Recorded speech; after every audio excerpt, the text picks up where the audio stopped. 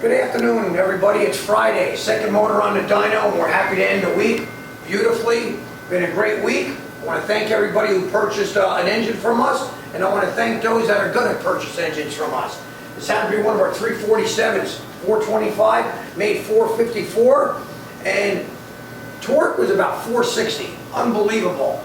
Real nice beast. This happens to be a carburetor. All our engines are custom built, different oil pans, different valve covers, timing covers, March kits, CVS kits, could be fuel injected, custom painted. You get it the way you want it to look.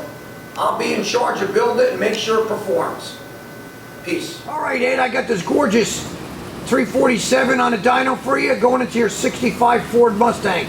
Gonna fire it up and give you a run demo. I think you're gonna really enjoy it. That's for easy starting. Beautiful oil pressure. Air fuels are great. Running about 170 degrees right now. We're ready to do a pull.